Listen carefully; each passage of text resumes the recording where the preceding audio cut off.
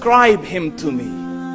And Muslims, look at the description of your Rasul. And for some, this would be the first time you hear what your Prophet looked like. I saw a man of striking appearance. ظاهر الوضاء أبلج الوجه, radiant face, حسن الخلق, beautifully created. لم تعبه الثجلة, his belly wasn't protruding. ولم تزر به السعلة, nor was his head disproportionate and small. وسيم قسيم, proportionate and delicate, finely made, a specimen of a creation. في عينيه دعج, in his eyes there was a contrast. The dark was immensely dark, the white was excessively white. وفي أشفاره وطف, and his eyelashes were long. وفي صوته صهل, and in his voice was a natural echo. وفي عنقه سطع, and his neck was elegantly long. وفي لحيته كثاثة, his beard was full and thick. أزج أقرن, his eyebrows were arched, but they were not joined, it was separated. In summit فعليه الوقار, when he was silent, dignity covered him. وإن تكلم سماه وعلاه البهاء, and when he spoke it was audible and clear, almost commanding and overtaking. أجمل الناس وأبهاهم من بعيد, from afar the most striking and outstanding in appearance. وأحسنهم وأجملهم من قريب, and when he came near, the best of them and the most handsome of them in closeness. حلو المنطق, such an exalted and sweet level of logic. Like when he used to speak, it was so coherently logical, it was smooth and easy to understand. فصل لا نزر ولا هذر, he was to the point, not excessive, nor too short.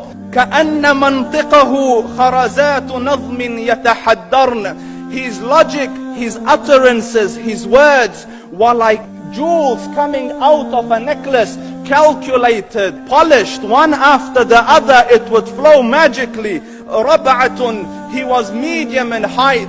Your eye didn't have to strain to look up at him, nor was it tedious to look down at him. He was a comfortable sight to look at. له رفقاء يحفون به, he had friends, the people that were with him, they were working around him to try to serve and protect him. إن قال سمعوا لقوله, when he used to say something, they used to hearken to what he used to say. وإن أمر تبادروا إلى أمره, when he commanded, they used to compete to fulfill the command. This is Muhammad Rasulullah. This is Muhammad Rasulullah. Anas ibn Malik says, he says, I came out one night, I came out one night, it was the full moon night.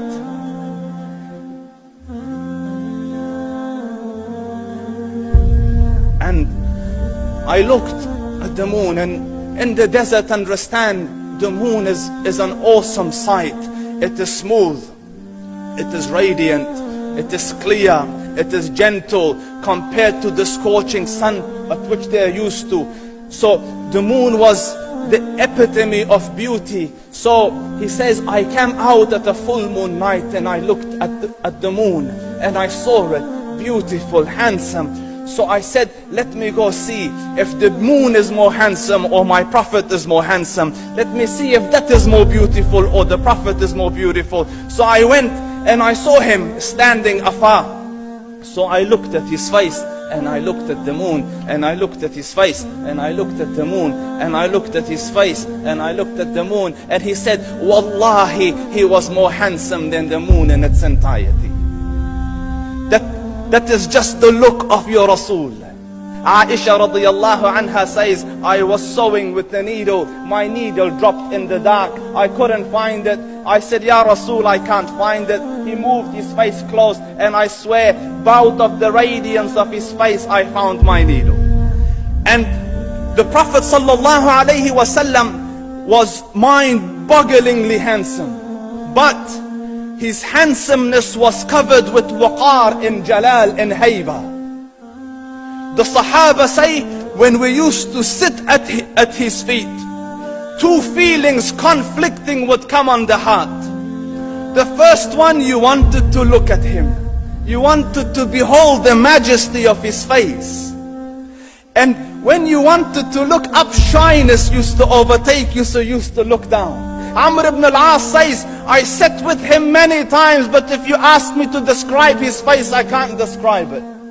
I wouldn't be able to look up to him ijlalan wa ta'zeeman. I couldn't look up at him.